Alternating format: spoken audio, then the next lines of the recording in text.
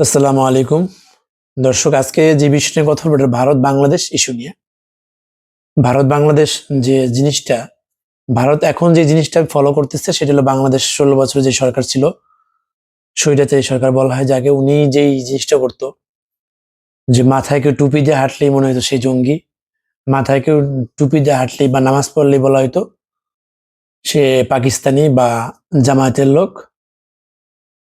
এই তো এই নিয়েও আমাদের ভিতরে কিছু পাবলিক আছে, তারা খুশি হইতো কাউকে জামাত ট্যাগ লাগিয়ে, যদি কাউকে ইসলামিক ট্যাগ লাগিয়ে তাকে যদি কোনো শাস্তির আওতায় আনতো, পুলিশ ধরতো, তো সাধারণ পাবলিক, সাধারণ মানুষ এইটার পক্ষে চলে, সরকারের পক্ষে চলে যেত। এই বিষয়টা আসলে কার সাজানো? আপনি দেখেন বাংলাদেশে কিন্তু এখন এই সিস্টেমটা নাই। এখন নামাজ পড়বেন স্বাধীনভাবে, ওয়াজ শুনবেন, ওয়াজে যাবেন, এই ব্যাপারটা কিন্তু এখন নেই। ডক্টর ইউনূস সরকার আসার পরে এই জিনিসটা ছাত্র আন্দোলনের পর, অভ্যন্তরের পরে চেঞ্জ হয়ে গেছে। এখন দেখেন এই ইস্যুটা ভারত কাজে লাগাইতেছে। ভারতে মোদী সরকার কি করতেছে, আজকে দেখলাম রিপাবলিকে প্রকাশ করছে যে আনসারুল্লাহ বাংলা ভাইয়ের সাথে জড়িত নাসিরুল্লাহ নামে এক আলিমকে তারা অ্যারেস্ট করছে।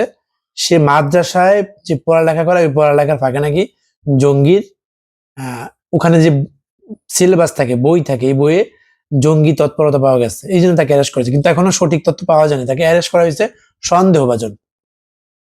এখন দেখেন বাংলাদেশে আমি আপনারা যারা 16 বছর জঙ্গি নাটক দেখছেন, এখানে গাইবান্ধা সরেজমিনে যে দেখতে পাবেন আপনারা, ওখানে অনেকেই বলছে যে সে নামাজ পড়ে শুধু, এটাই তার অন্যায়। এই নামাজের কারণে তাকে জঙ্গি সাজিয়ে তাকে ধরে নিয়ে গেছে। এখন এই জঙ্গি সাজানোর পিছনে মূল কারিগর কে? ভারত।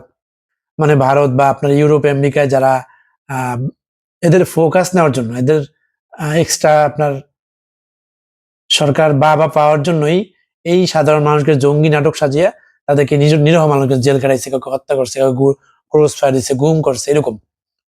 এখন ভারতও কিন্তু সেই জিনিস ঠিকই শুরু করছে। দেখেন আপনি, বাংলাদেশে যখন চিন্ময়কে অ্যারেস্ট করলো, ভারত তথা ভারত থেকে শুরু করে নিয়ে সারা বাংলাদেশে যত হিন্দু আছে সবাই কিন্তু এটার আপনার তৎপরতা শুরু করলো।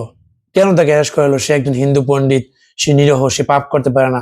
অথচ চিন্ময়কে কিন্তু আপনার ইসে থেকে অ্যারেস্ট করা, মানে ওই ইসকনের সংগঠন থেকে বহিষ্কার করা হয়েছিল যৌন কেলেঙ্কারির কারণে এবং শিশু নির্যাতনের কারণে। এইটা কিন্তু একবারও তারা প্রকাশ করে না। ভারতীয় মিডিয়া ঢালাভাবে প্রচার করছে চিন্ময় প্রভুকে অ্যারেস্ট করছে, চিন্ময় প্রভুকে অ্যারেস্ট করছে। এখন দেখেন বাংলাদেশে যখন আলেমদের অ্যারেস্ট করছিল, তখন কিন্তু বাংলাদেশের একটা গ্রুপ আলেম তারা কিন্তু বাহবা দিচ্ছে সরকারের তাল মিলিয়েছে। সরকারের বলছে কেউ যে সব মাননীয় সরকার এখন আপনার জান্নাতি মহিলা, এরকম অনেক কিছু বলছে। এখন দেখেন বাংলাদেশের যেই 16 বছর সরকার কিন্তু এখন সে ভারতে আছে, বাংলাদেশ থেকে পালিয়ে গেছে। সে কিন্তু এখন ওই দেশে এখন নাটক শুরু হয়েছে কি, যারা ইসলামপন্থী তারা নাকি চরমপন্থী, তারা জঙ্গি। অথচ ইসলামপন্থী লোকেরা যারা নামাজ পড়ে মাদ্রাসার, এদিকে একটা ট্যাগ লাগিয়ে সারা পৃথিবীতে জঙ্গি নাটক সাজিয়েছে। এই জঙ্গি নাটক সাজানোর পিছনে মূল কারিগর ভারত তথা আপনার ইউরোপিয়ান আমেরিকান কিছু রাজনীতিক মানুষের দৃষ্টি নেওয়ার জন্যই সাজানো হয়েছিল। কিন্তু সত্য কখনো চাপা থাকে না। এই সরকার যত জঙ্গি নাটক দেখাইছে, আপনার এইটা ইস্যু হলো আপনার আমেরিকা ইউরোপ যারা, তারা কিন্তু জঙ্গি সন্ত্রাসী কর্মকাণ্ডকে ইউজ করে সব জায়গায়।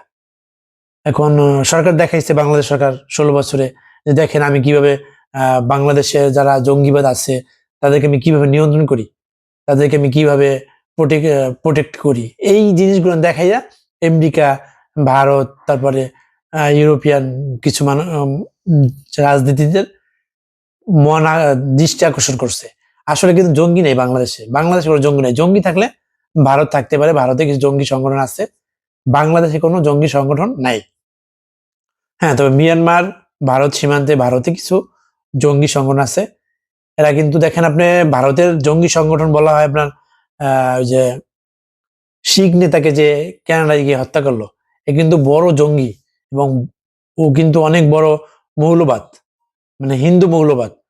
ও কিন্তু আপনার ভারত থেকে মোদী সরকারের ছত্রছায়ায় কানাডায় যে শিখ নেতা ছিল তাকে হত্যা করা হয়েছে। এটা নিয়ে কিন্তু ভারতের মিডিয়া কোনো কথা বলে না। একটা জিনিস দেখবেন, যে দাড়ি টুপিকে এই স্বাধীনের পরে যতবার নাটক প্রেজেন্ট করছে, মানে আপনার মঞ্চ নাটক বলেন, যে কোনো নাটক বলেন, ওখানে কিন্তু দাড়ি লাগিয়ে দিচ্ছে। মানে দাড়িওয়ালা লোকই খারাপ। দাড়িওয়ালা যারা হুজুর নামাজ কালাম পড়ে, এরাই আপনার ইসলামিক সন্ত্রাস সন্ত্রাসী মনোভাব পোষণ করে, এরকম কিছু সৃষ্টি করছে। কিন্তু আসলে আপনি দেখেন পাকিস্তানের সময় কয়জন রাজাকার দাঁড়িয়েছিল, আর যাদেরকে রাজাকার বানিয়ে দাঁড়িয়েছে, এটা মিথ্যা এবং ষড়যন্ত্রমূলক। এটা ইন্ডিয়ান একটা কালচার, ইন্ডিয়ান একটা উস্কানি যে মুসলমানদের ধর্মকে কিভাবে ব্যবহার করা যায়। এবং এতে আমাদের ইসলাম ধর্মের মানুষরাও কিন্তু এটার পক্ষে কথা বলছে। আপনার শাহবাগের যখন আন্দোলন হয়, তখন রাজাকারদের ছবি বানাইছে, দাড়িওয়ালা রাজাকার, দাড়ি টুপি দিয়ে। এবং এখানে বাংলাদেশের শিক্ষিত সমাজ, বড় বড় বুদ্ধিজীবীরা যা এই আন্দোলনের বাহাবা দিচ্ছে। এখন দেখেন ভারতে হিন্দুরা বাংলাদেশে হিন্দুরা বাংলাদেশে কিন্তু নিরাপদ, কিন্তু ভারতে বাংলাদেশিরা কথা বলতে পারতেছে না। বাংলাদেশের তো দূরের কথা, ভারতে যে মুসলমান আছে, ভারতে যে মুসলমান আছে, তারা কথা বলতে পারে, নাম প্রকাশ করতে পারে না, নাম গোপন রাখতে হয়। অথচ ভারতীয় মিডিয়া প্রচার করে কি বাংলাদেশের সংখ্যালঘু নির্যাতন। আমি তো বলি বাংলাদেশের কোনো সংখ্যালঘুই নেই, সব বাংলাদেশের নাগরিক। হিন্দু, বৌদ্ধ, খ্রিস্টান সবাই বাংলাদেশের নাগরিক।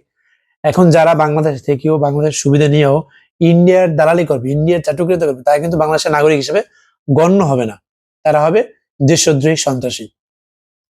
ভারতের মিডিয়ায় প্রকাশ করছে আনসারুল্লাহ বাংলা ভাই, সে একটা মাদ্রাসা শিক্ষক, তাকে বিভিন্ন জলসা করে, বিভিন্ন মজলাস করে, ওখানে জলসার মাধ্যমে মানুষকে জঙ্গি তৎপরতার প্রতি উদ্বুদ্ধ করে। এটা কিন্তু ভারত প্রচার করতেছে। ওই সেই ডক্টর জাকির নায়কের মতন। ডক্টর জাকির নায়ককে যেভাবে বললো যে ডক্টর জাকির নায়কের লেকচারে নাকি আপনার জঙ্গিদের উৎসাহ দেয়, এরকম সম্পূর্ণ মিথ্যা ছিল। অথচ ভারতে কিন্তু সবচেয়ে বড় জঙ্গি হচ্ছে আপনার মোদী সরকার তথা বিজিবি।